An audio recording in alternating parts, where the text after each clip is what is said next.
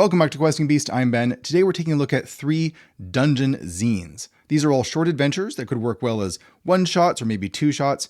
You need something to run tonight for your D&D campaign, you can grab one of these and drop it right in. These run the gamut from a fairly traditional dungeon to a more strange, dreamlike one to one that has more puzzle elements for the players to solve.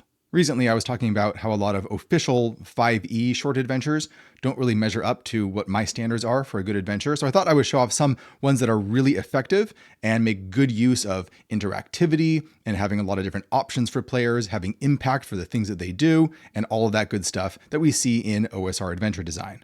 Before we get started though, a quick announcement that my collection of short adventures, Summer's End, is actually the deal of the day today, right now, over on DriveThruRPG. That means for the next 24 hours, since this video was released, it will be 60% off, the best deal it's ever had. The book contains everything from short dungeons to these dense adventure hexes, like this one, The Wizards of Sparrowkeep, where a witch is getting revenge on the people of the town of Sparrowkeep by pitting all of these local wizards against each other, causing all sorts of magical havoc, which you now have to deal with. There's only 24 hours before the deal is over, so go pick it up right now using the link below. Our first adventure is Milk by Vaseli Calaman. This is a quick delve, basically a short adventure for old school essentials, or any BX style game. It says on the back, beneath the mountain, a lake of milk hides a delicious secret. Here, merfolk confectioners craft the most exquisite chocolate truffles in existence, until production mysteriously halts. Now, shady merchants peddle cheap imitations, claiming they come from the same source. Can characters uncover the truth and confront the wicked chocolatier and her sinister secrets? So this is probably about a one-shot, and it's for 2nd to 4th level characters. And the nice design of it, the layout makes it the prep pretty minimal for any game masters. You can jump in really quickly. The map is really easy to understand. Not only are all of the rooms numbered, but they're also named with the basic thing that's in there. So it's very easy to pick up quickly what's going to be in the next room when you open it. The design is also very non-linear. There's more than one way to get to most of the rooms. There's a lot of looping, so exploration is put as a focus. Basically, this royal merfolk family that live in this giant lake of milk beneath the mountains have been captured by the chocolatier, this evil character who's trying to extract their chocolate making secrets. But the chocolates being put out now are very subpar, which is why everyone thinks that there is something up. You might be sent there from a patron who wants you to examine what's gone wrong. Maybe you're there to plunder the area and get a lot of wealth because some of these chocolates are quite valuable. You could be sent by other merfolk to rescue this family that has been imprisoned, or you might just be there out of curiosity. I like how there's a number of different factions here: the merfolk, the chocolatier, the apprentices of the chocolatier, chocolate golems, skeletons, dwarves, and chocolate worms. And all of these have relationships to each other. So if they ever get into conflict, you have a sense of how that might be resolved and what their attitude would be. For example, the golems in here are faithful to the chocolatier, but they are slow to obey the apprentices, they are indifferent to the skeletons, and they are watchful of the dwarves. There is a lot of chocolate in here, so there's plenty of different weird effects that might happen if you just start eating everything in sight. Maybe your eyes bleed runny chocolate, causing partial blindness, or a tooth falls out, reducing charisma by 1. A quick rundown of all the different types of monsters you might find in here, and then we get right into the room descriptions. I see that Old School Essentials is starting to adapt this new format, which I really like, where it does have box text that you can read out loud immediately to players when they enter a room. But there's important things that are bolded, and then those are gone into more detail down here. It's a very efficient way of doing room descriptions. There's lots of clues sprinkled all throughout the environment. For example, there is a song being played in here by the skeletons singing "All Hail the Chocolatier, Goddess of Chocolate." If you remember that, that's going to become useful later on. When you're traveling from one room to another, there's an iron portcullis, and you can try and force it up by just using raw strength and perhaps summon enemies to the area. If you don't want to deal with that, you can try and work your way around to approach the room from a different angle, or find a way to reach through the portcullis and hit a lever on the other side. There's interesting treasures to find, like the darker side of chocolate, a thick leather-bound volume that tells you how to create these chocolate golems. There's a number of people to rescue, like these merfolk, but they have to be immersed in this milk liquid. So if you rescue them, how are you going to transport them around? Maybe you can find a cauldron to fill with milk or something. There's a lot of room there for experimentation. You can try and rescue the merfolk queen, who's in this sleeping state in this one giant vat of milk. You have to read the Sweetest Dreams poem, which is found in another room. So exploring one room will help you in another room. There's secret doors that you can find, and the way that the layout is done is that if you're mapping carefully, you can kind of detect where the secret doors are. For example, there is a secret door going from 15 over to 16. It's at the back of this closet. If you're up here in room 14, You can easily get down here, but this door to 16 is locked. So you can try and bash your way in and cause a lot of problems, or you can go into this room and notice that this closet is indented in the wall. And if you're mapping carefully, you can see that that would be pressing right up against the wall of that room. So that's a clue that there's a way to get through there. Finally, you can fight the chocolatier herself in the golem factory, surrounded by her apprentices. And if you beat her, you're going to get the chocolate scepter of control that she's been using to take over this dungeon. What I like about this dungeon is that it's just very solid for an old school style adventure. It doesn't do anything really spectacular, but it just functions very well. It's easy to read, it's easy to understand, and you can get going immediately. It has that interactivity, it has all of these different NPCs to talk to, it has alternate routes, it allows for cleverness, it doesn't tell you the way that you're supposed to solve this situation, it just lets you at it, and you can figure it out for yourself. I think this sort of adventure is what we need more of in the old school scene. Stuff that isn't super high concept, it's pretty straightforward, but new game masters can adapt to it real fast. Next, we'll be getting much weirder with the Dream Shrine and Downward Spiral of the Lost. But first, a shout out to today's sponsor.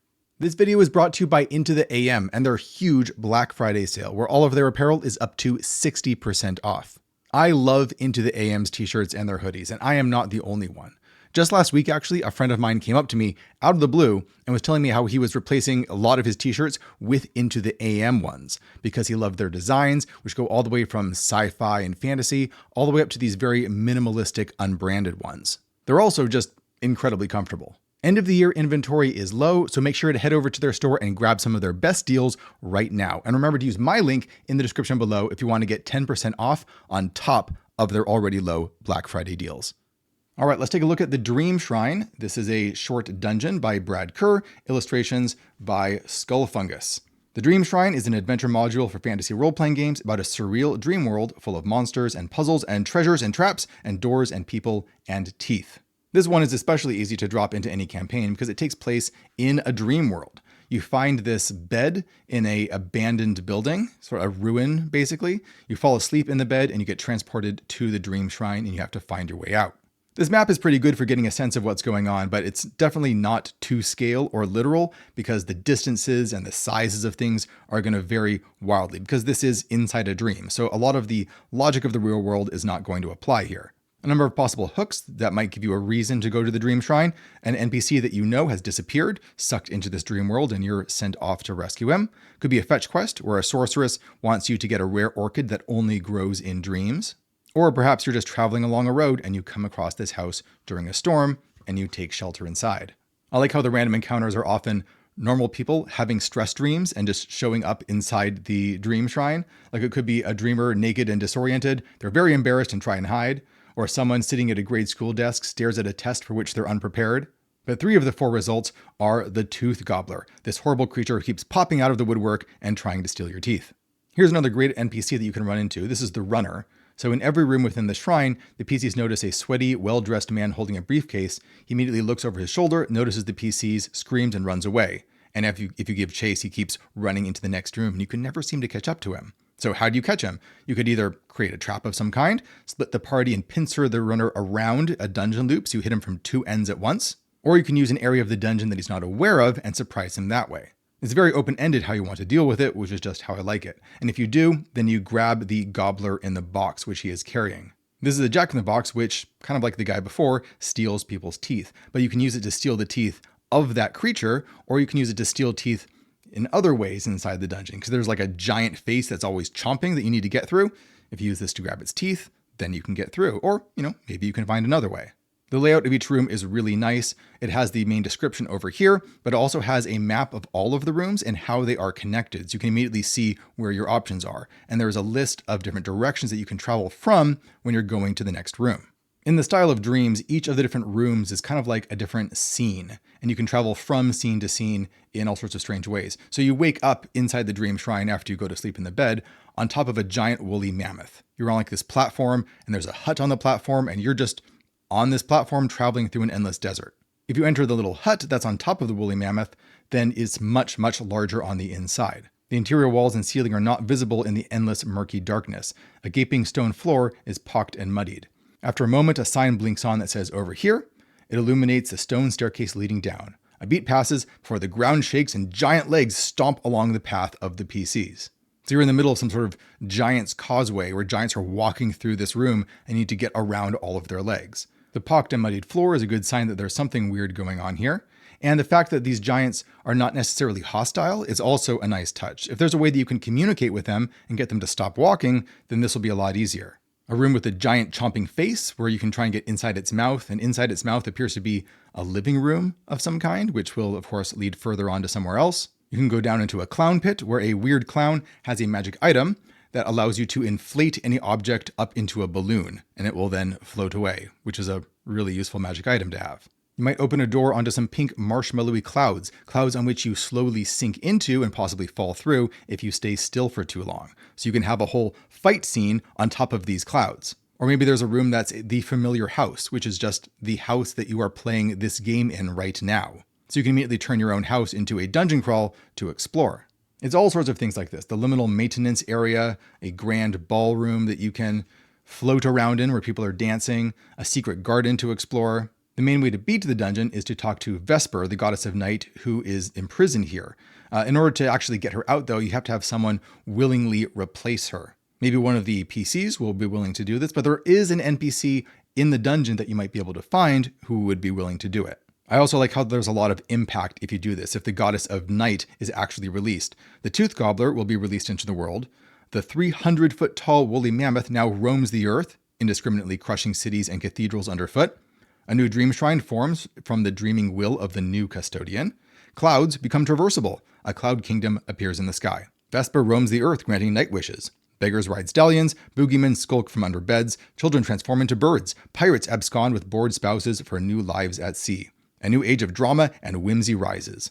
The churches of lawful good respond with force. So now your whole campaign setting has been altered, and that's always a lot of fun. It even comes with a short little one-page bonus adventure at the back, which is kind of fun.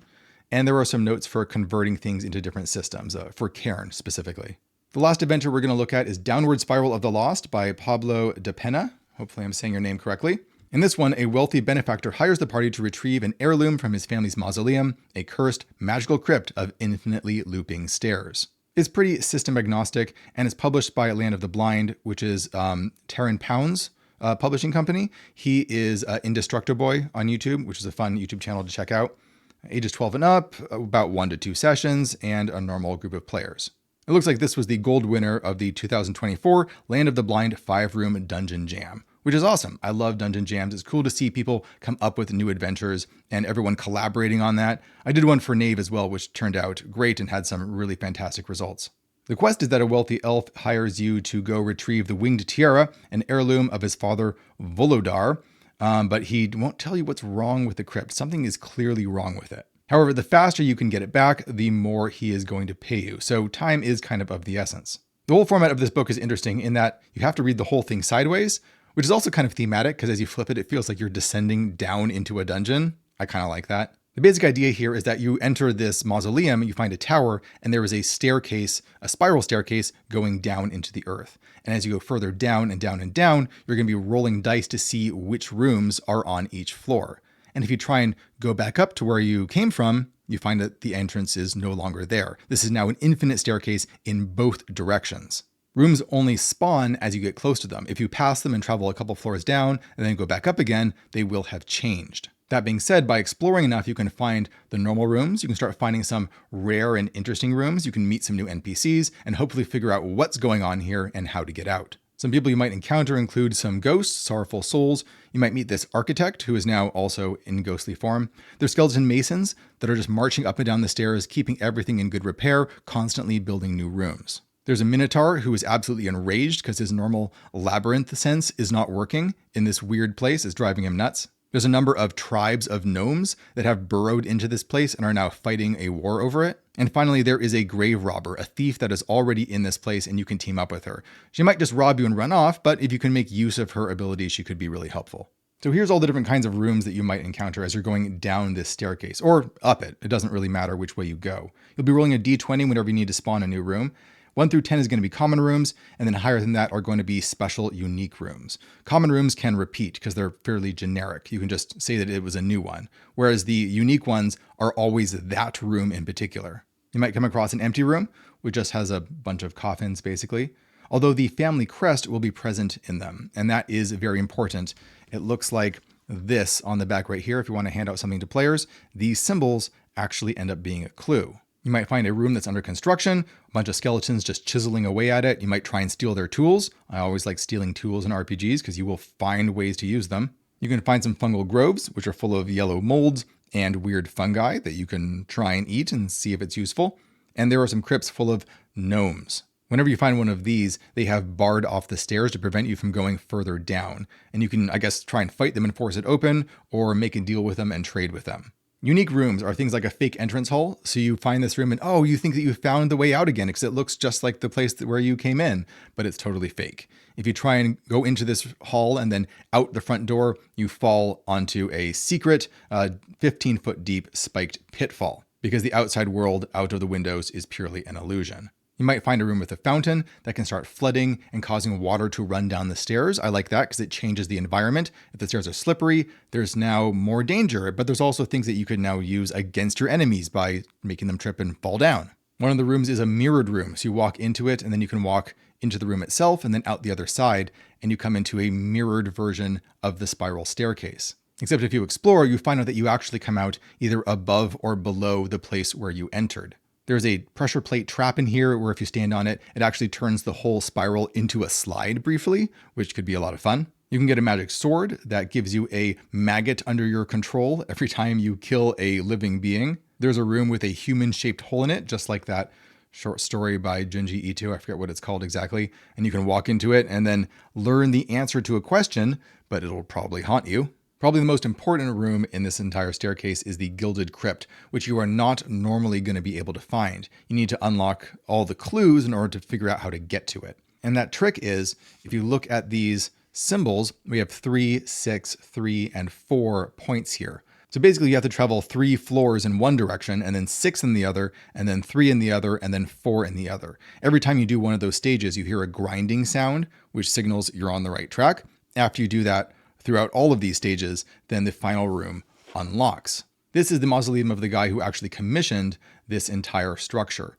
And of course, he will rise from his tomb and you can fight him. There's a bunch of statues around the room that are going to fight you or restrain you as well. And to shake things up even more, random parts of the room will drop out from under a PC, which will cause them to fall through the floor and then back out of the ceiling in a different part of the room because of the weird non-Euclidean geometry. If you beat him, you can find a copy of the contract. And if you actually stamp it with his signet ring, that's going to break this entire loop and allow you to escape. You can also find a copy of the contract in the architect study, which you can find normally. I like how the book lays out that there's more than one way to get out of this place. You don't have to follow the clues and do it exactly like this. I think some clever groups could definitely figure this out, but it might take a long time and they might get very frustrated. So it points out that if you just cause enough damage, if you just destroy all of the skeletons and you're smashing up every room, then the whole structure just spits you out. It doesn't want you there anymore, and it will provide you the exit to escape. And it even has this great example of out-of-the-box ways to escape.